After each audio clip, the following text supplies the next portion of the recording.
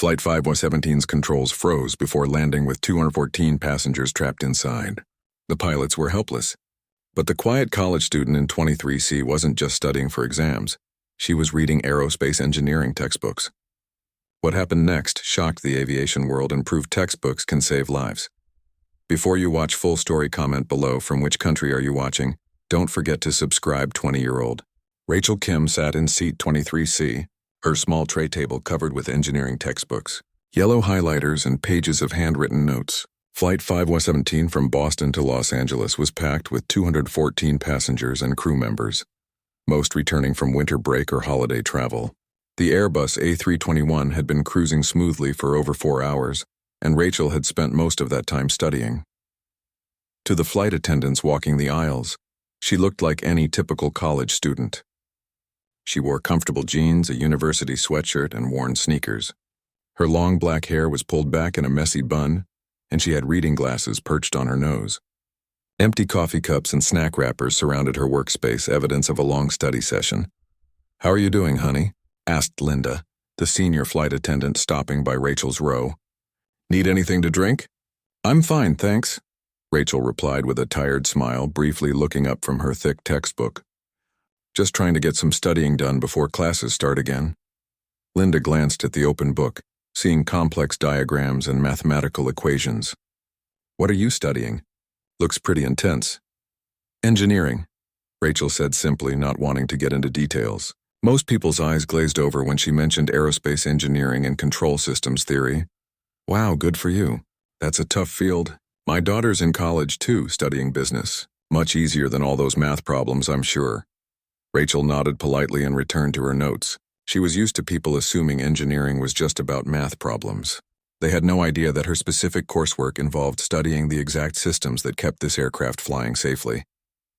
The passenger next to her, a middle-aged businessman named Dave, had been making small talk throughout the flight. "So what kind of engineering?" he asked, overhearing the conversation. "Aerospace," Rachel answered, highlighting a section about hydraulic backup systems. "Cool. So you want to work for NASA or something? Build rockets?" Rachel almost laughed. Everyone thought aerospace engineering meant rockets and space missions. Maybe. There are lots of different areas to work in, I bet. Must be nice to have such a clear career path. When I was in college, I had no idea what I wanted to do. Dave went back to his magazine, and Rachel continued studying.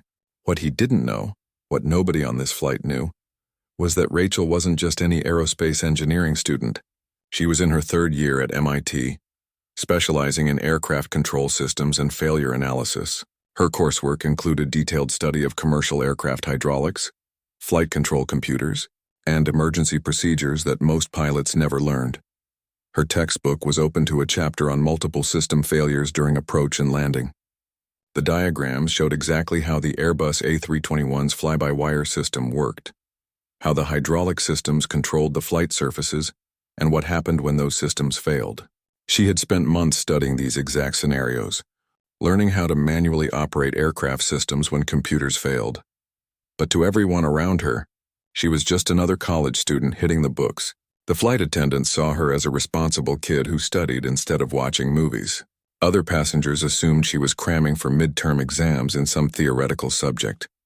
Nobody imagined that the quiet girl in 23C had more technical knowledge about this specific aircraft than anyone else on board except the pilots. Rachel preferred it that way. When she told people she studied aerospace engineering at MIT, they either treated her like a genius or assumed she was too smart to talk to normal people. It was easier to just say engineering and let them think what they wanted. As Flight 517 continued its journey across the country, Rachel kept studying her notes on emergency procedures. She had a final exam coming up on aircraft systems failures, and she wanted to be prepared. The irony was that she was preparing for scenarios that she hoped would only ever exist in textbooks and simulators. She had no way of knowing that in less than an hour, all that theoretical knowledge would become desperately practical. Captain Mark Sullivan and First Officer Jennifer Park were beginning their descent toward Los Angeles International Airport. It had been a routine flight from Boston, with clear weather and normal traffic. Both pilots were experienced professionals with thousands of flight hours between them. LAX approach, United 517 with you, Descending through flight level 280, Captain Sullivan radioed. United 517, LAX approach. Descend and maintain 16,000. Expect vectors for the ILS approach to runway 25 left. Down to 16,000, United 517. In the cabin, passengers were starting to put away their electronics and prepare for landing. Flight attendants moved through the aisles, collecting trash and ensuring seatbacks were upright. Rachel bookmarked her place in the textbook and started organizing her study materials. "Ladies and gentlemen, this is your captain speaking," came the announcement. "We've begun our descent into Los Angeles. Weather is clear, temperature is 72 degrees. We should be on the ground in about 20 minutes. Everything seemed perfectly normal until they reached 12,000 feet. Mark, I'm getting some unusual readings on the flight control computer," First Officer Park said, studying her instruments with concern. Captain Sullivan looked at his displays.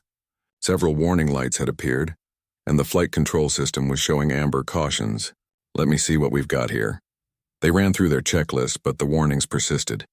The aircraft was still flying normally, but the computer systems were indicating problems with multiple flight control components. United 5117.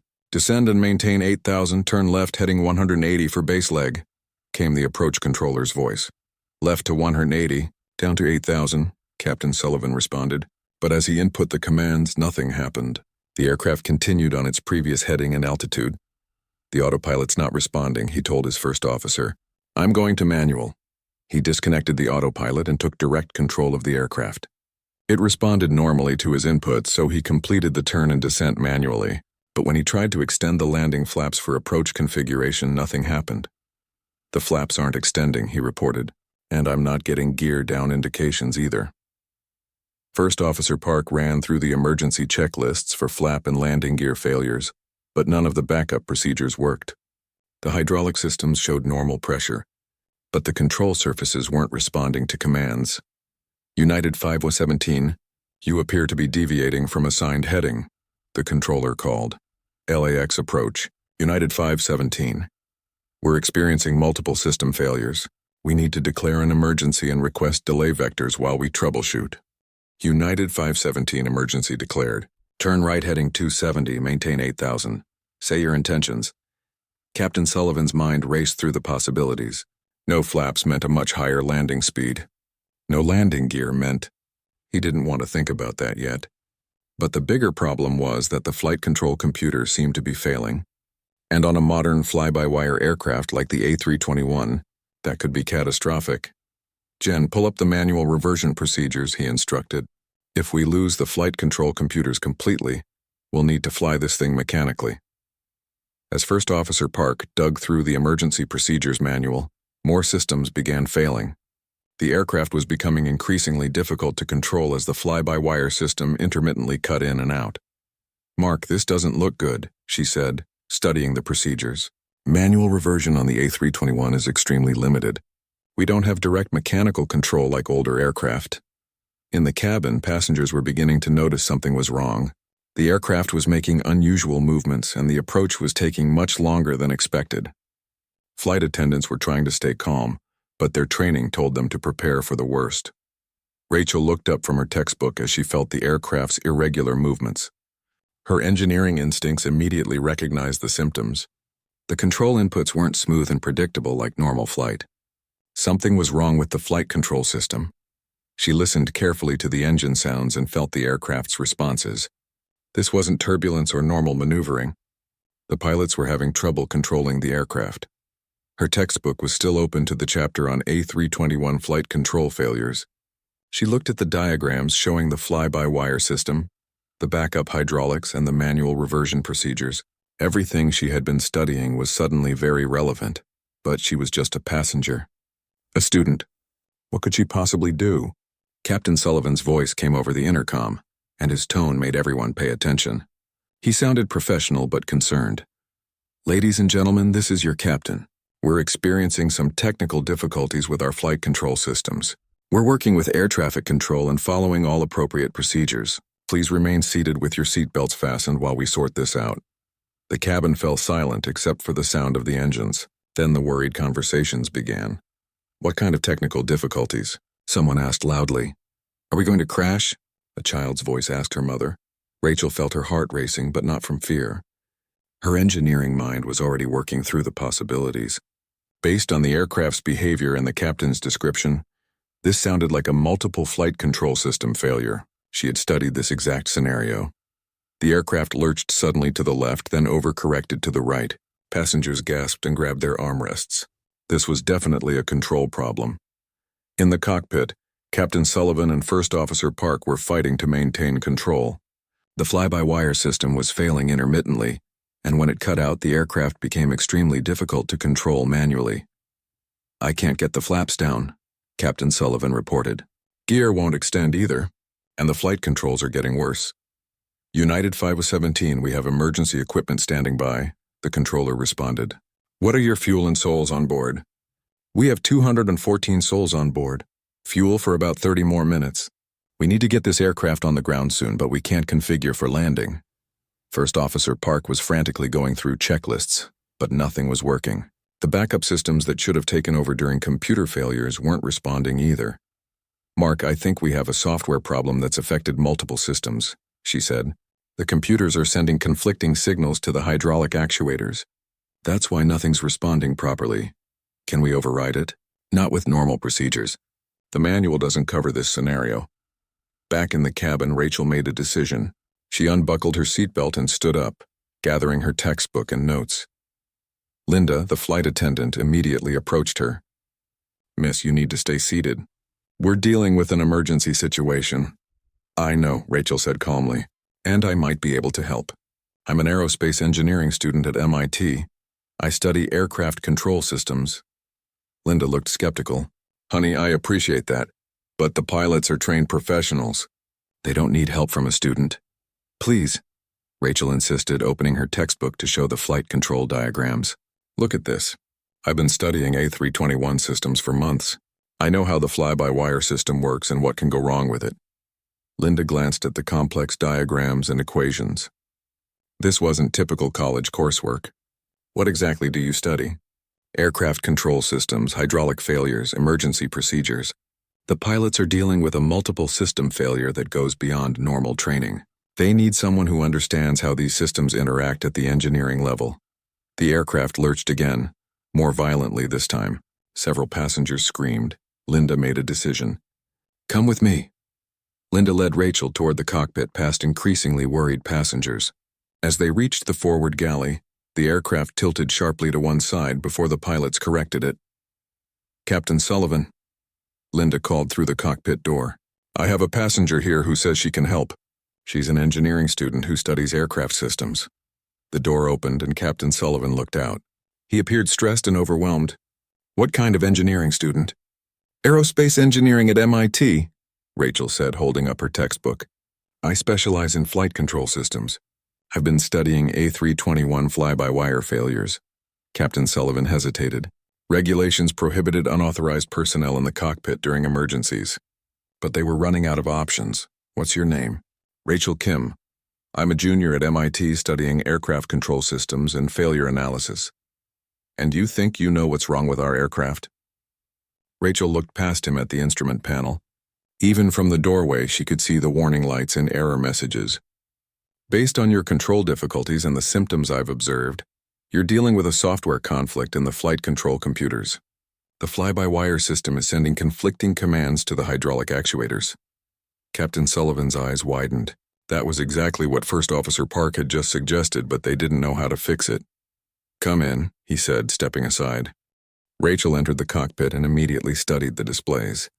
Her months of studying these exact systems had prepared her for this moment. "Show me what you've tried," she said, all traces of student nervousness gone. Her voice was calm and professional. First Officer Park quickly explained their attempts to extend flaps and landing gear, the autopilot failures, and the increasingly difficult manual control. Rachel nodded, studying the error codes on the displays.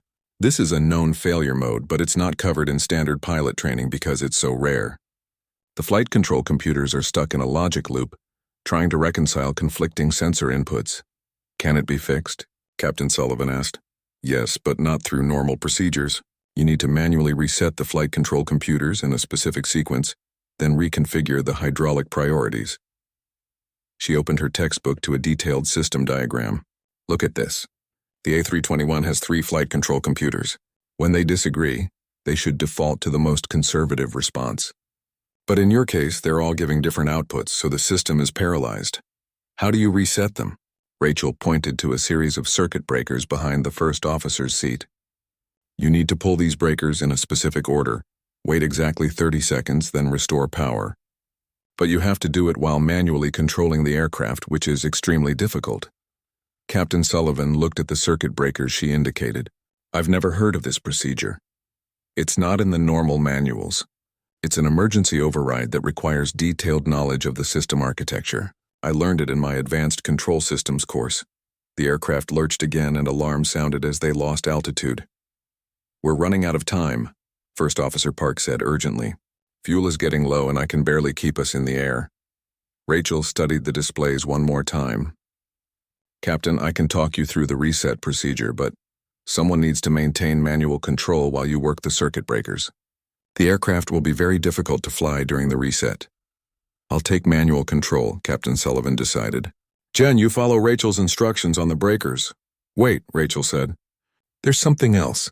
Even after we reset the computers, the flaps and gears still might not work normally.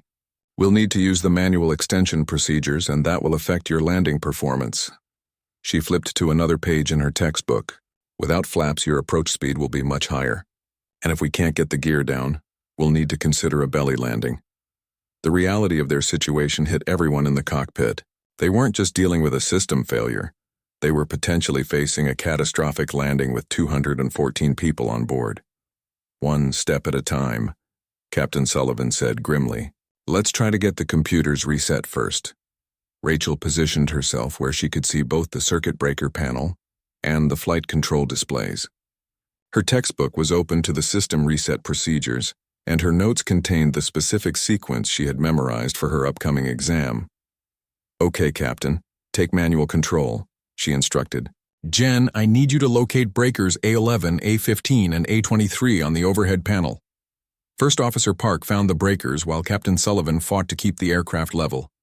Without the computer assistance, flying the A321 manually was extremely challenging. Found them, Park reported. Pull A11 first, Rachel said, watching the displays. You should see the number 1 flight control computer go offline. Park pulled the breaker. Immediately, the aircraft became harder to control as one of the 3 flight control computers shut down. Good. Now wait 10 seconds. Now pull A15. The second computer went offline. The aircraft lurched violently as Captain Sullivan struggled with the degraded controls. This is really hard to fly, he grunted, fighting the control stick. I know. You're doing great. Jen, wait another 10 seconds. Now pull A23. With all 3 flight control computers offline, the aircraft became extremely difficult to control. Captain Sullivan was essentially flying a computer-controlled aircraft in pure manual mode, something pilots rarely trained for. Now we wait 30 seconds, Rachel said, watching her stopwatch. The computers need time to fully reset their memory. Those 30 seconds felt like an eternity. The aircraft rolled left and right as Captain Sullivan fought to maintain control. Alarms were sounding and several warning lights flashed on the panel. Time, Rachel announced. Restore A23 first. Park pushed the breaker back in. The third flight control computer came online and immediately the aircraft became slightly easier to control. Wait 5 seconds. Now A15. The second computer came back online. The aircraft's handling improved noticeably. 5 more seconds. Now A11. As the first computer restored, the aircraft suddenly became much more stable. The fly-by-wire system was working again. It worked, First Officer Park exclaimed. The computers are talking to each other properly now. Rachel smiled for the first time since entering the cockpit. Try your flaps and landing gear. Captain Sullivan selected flaps to the approach setting. Slowly, the wing flaps extended to their proper position. Flaps are working. Trying gear now. He selected landing gear down. After a few tense seconds, they heard the familiar sound of the gear extending and locking into position. Gear down and locked, Park announced. The cockpit erupted in relief, but Rachel remained focused. We're not done yet. The reset fixed the computer conflict, but you need to be prepared for possible failures during approach. The system is still fragile.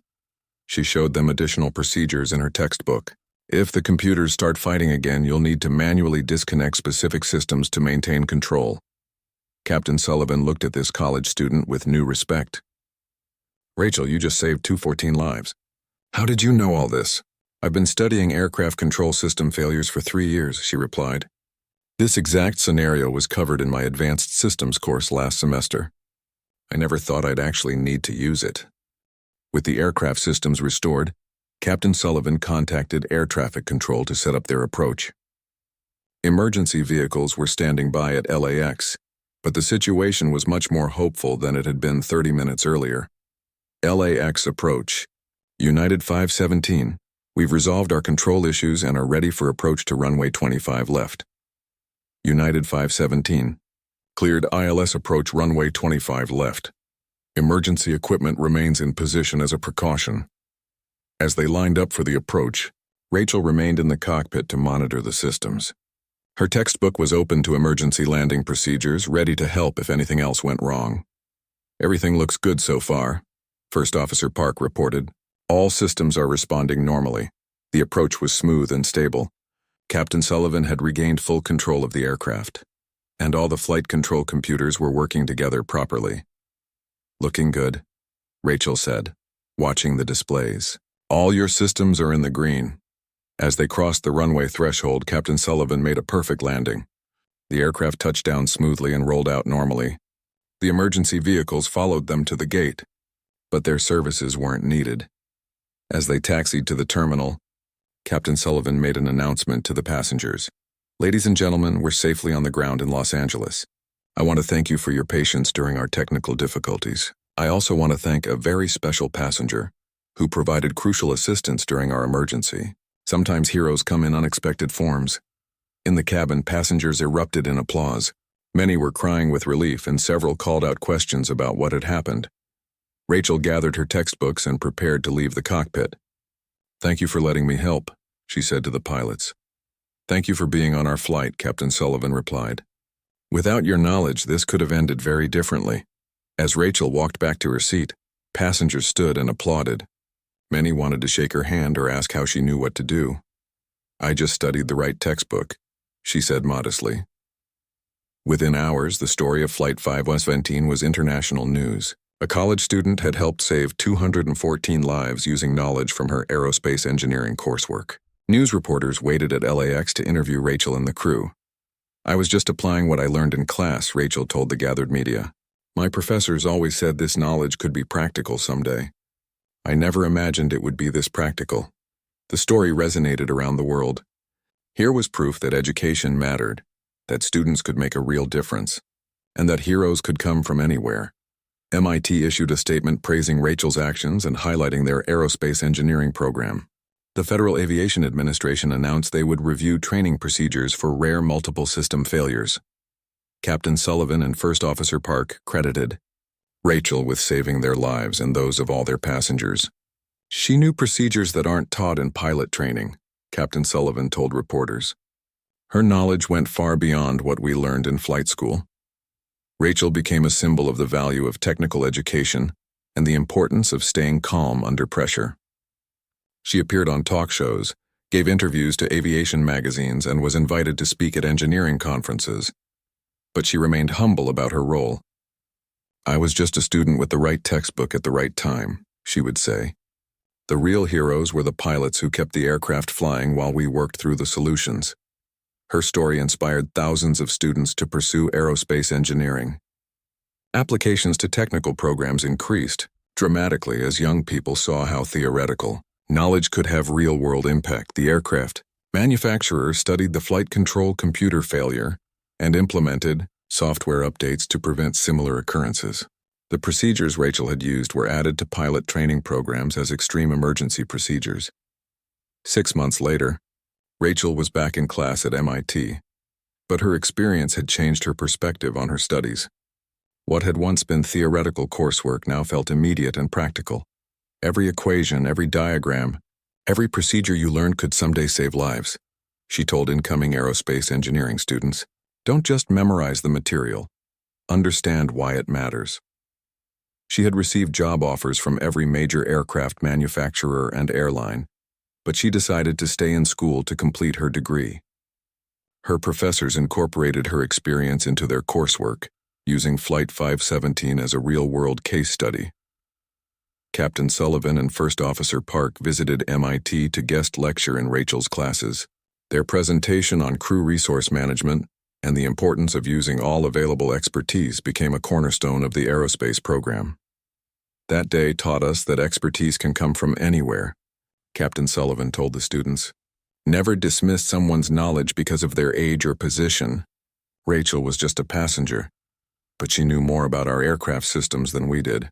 Rachel's textbook from that flight became famous in aerospace circles. The publisher created a special edition highlighting the procedures she had used, and it became required reading in engineering programs worldwide. She continued her studies with renewed passion, focusing on aircraft safety systems and emergency procedures.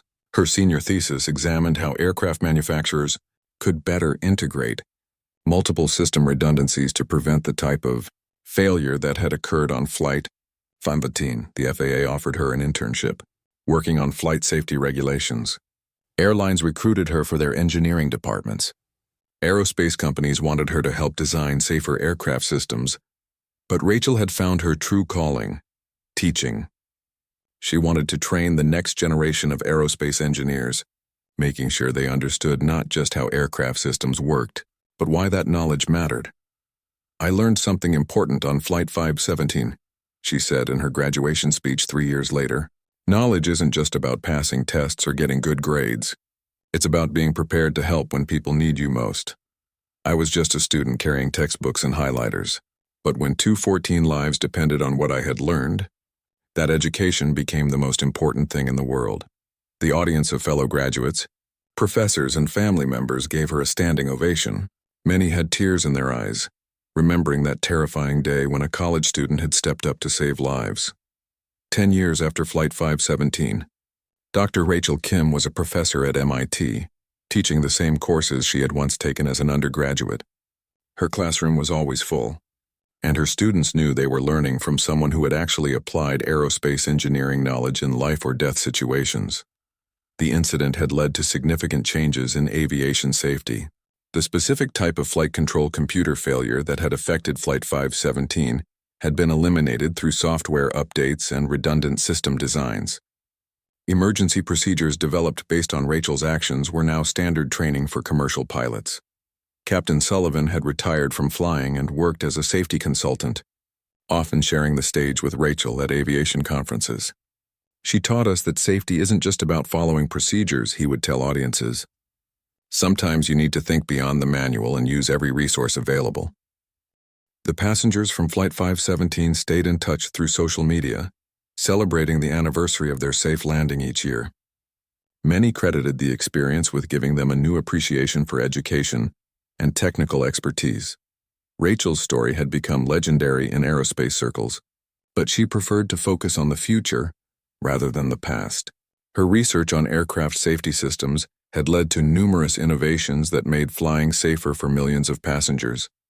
"People sometimes ask if I miss the excitement of that emergency," Rachel said in a recent interview. "The truth is, the most exciting part wasn't the crisis. It was realizing that my education had real value, that everything I had studied actually mattered."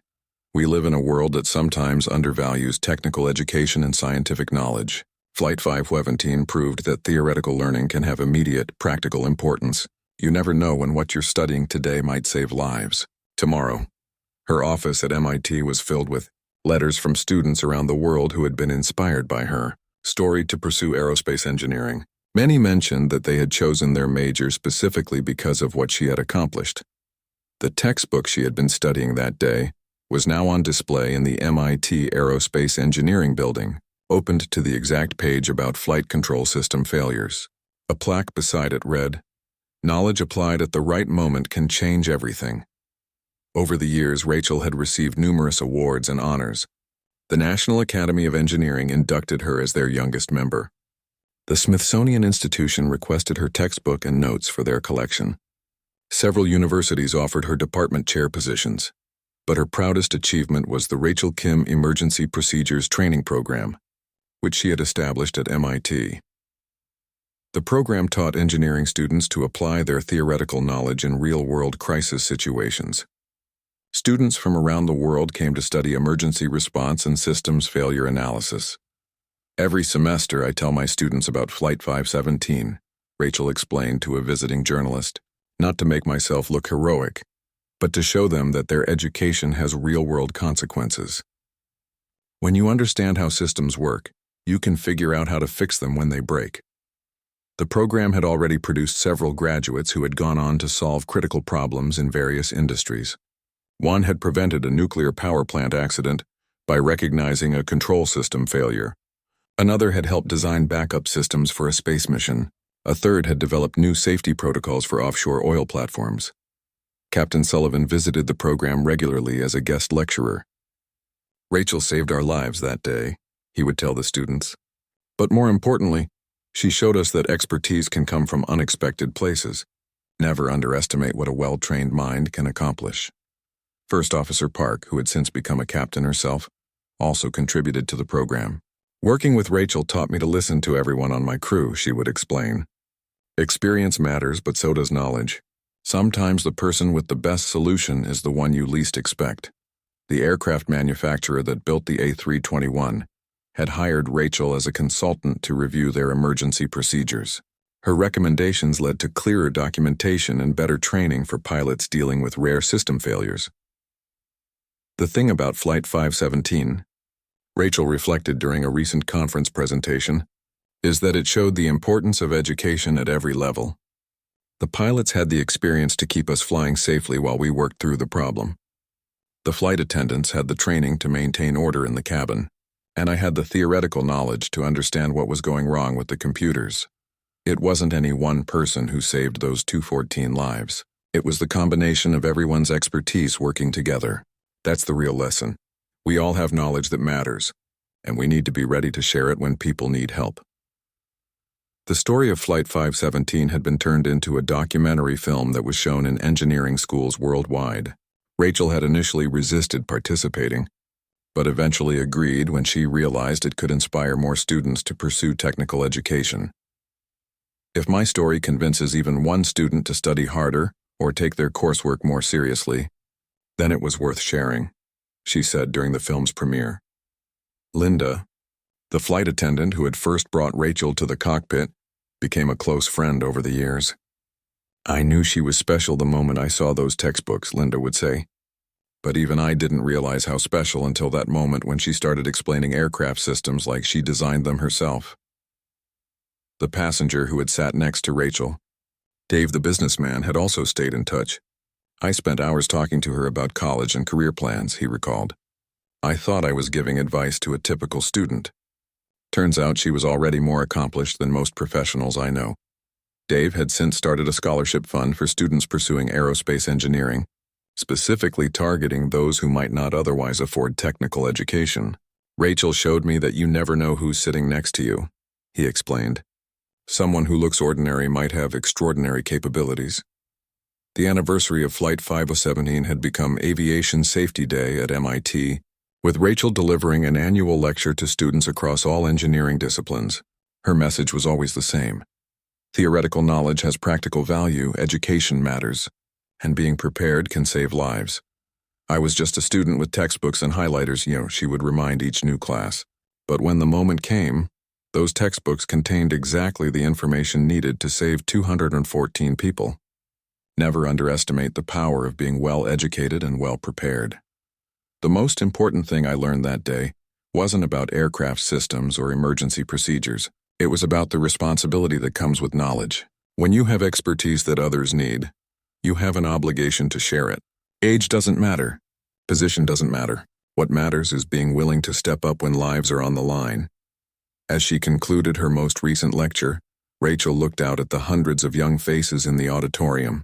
Somewhere among them might be the next person who would use their education to save lives in an unexpected moment. Study hard, she told them. Pay attention in class. Take your coursework seriously. Because someday someone might be counting on what you learned today, and when that moment comes, you want to be ready. The students rose in a thunderous standing ovation, understanding that they were learning from someone who had proven that education could literally be a matter of life and death. Rachel Kim had started as just another student in seat 23C, highlighting notes and preparing for exams. But her story had become proof that heroes could emerge from anywhere, armed with nothing more than knowledge, preparation, and the courage to act when others needed help. The quiet student who had once studied alone on a cross-country flight had become a voice for the power of education and the importance of technical expertise. Her legacy would continue through every student she taught, every life they touched, and every moment when knowledge became action in service of others.